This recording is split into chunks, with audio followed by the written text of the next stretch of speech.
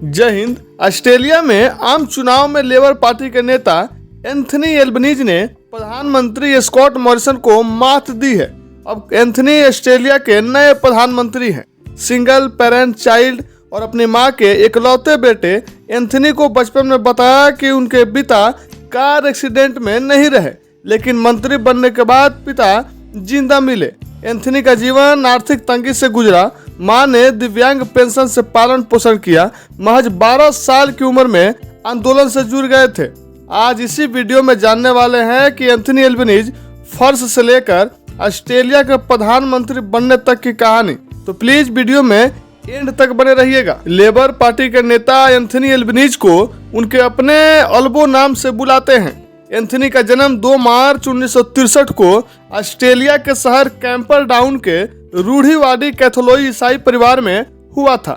Anthony ने जब से होश संभाला सिर्फ मां को ही अपने आसपास देखा, पिता को नहीं।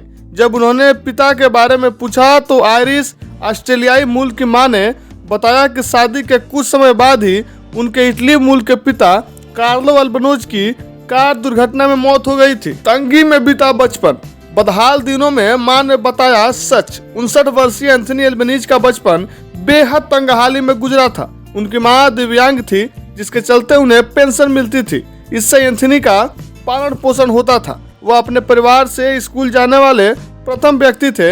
एंथनी जब 14 साल के हुए थे तब सरकार ने उनकी मां को पेंशन के लिए अयोग्य घोषित कर दिया था।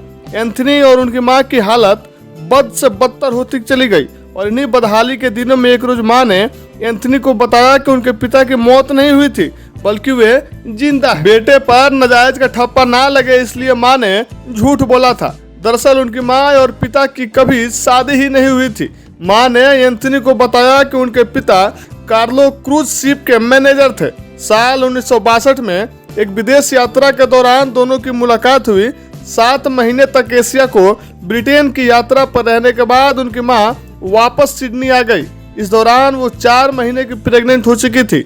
बेटे एंथनी पर नाजायज होने का ठप्पा ना लगे इसलिए उन्होंने ये बात छिपाई। इस बात की जिक्र एंथनी ने अपनी बायोग्राफी में भी की है। मंत्री बनने के बाद पिता से मुलाकात हुई। मां की भावनाओं की कद्र करते हुए एल्बनीज ने उनके जिंदा रहते कभी पिता को खोजने की कोशिश नहीं की। साल 2002 में मां का निधन हो गया। इसके बाद वो अपने पिता से मिले। ऑस्ट्रेलिया के परिवहन और इंफ्रास्ट्रक्चर मंत्री बनने के बाद एंथनी एक मीटिंग में शामिल होने इटली गए। यहाँ पहली बार उनकी अपने पिता से उनके गृह नगर बैरेटा में मुलाकात हुई। बाप बेटा एक दूसरे से मिलकर बेहद खुश थे। एल्बनीज 12 साल की उम्र में आंदोलन किया था। ऑस्ट्रेलिया के नए प्रधानमंत्री एंथनी ने अपने राजनीतिक सफर की शुरुआत महज 12 साल की उम्र में ही कर दी थी। एंथनी और उनकी मां सरकारी मकान के किराए पर रहती थी। स्थानीय परिषद ने सरकारी मकानों का किराया बढ़ा दिया। लोग बढ़ा हुआ किराया भरने के लिए तैयार नहीं थे, लेकिन कोई भी आगे आकर इसका विरोध करने के लिए भी तैयार नहीं था। परिषद सभी मकानों को बेचने की योजना बना रही थी। उस वक्त परिषद के फैसले के खिलाफ एंथनी ने आंदोलन खड़ा कर दिया था। आखिरकार परिषद को अपनी योजना बंद करनी पड़ी थी। 12 साल की उम्र में लेबर पार्टी से जुड़े थे।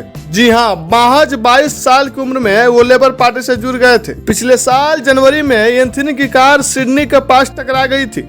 एंथनी की छोटी टोयोटो कार में 17 साल के एक लड़के ने अपने रेंज रोवर कार से टक्कर मार दी थी। कार की हालत देखकर लग रहा था कि इस हादसे में एंथनी का बचना मुश्किल है, लेकिन एक रात अस्पताल में रहने के बाद वे घर लौट आए। उन्होंने पत्रकारों को बताया भी कि उन्हें खुद भी नहीं लग रहा था कि वे बच पाएंगे। साल 2013 में भी संभाली थी देश की कमान। ऑस्ट्रेलिया के प्रधानमंत्री चुनाव में 6 प्रत्याशी पीएम पद की रेस में थे, लेकिन मुख्य मुकाबला मॉरिसन और एंथनी के बीच था।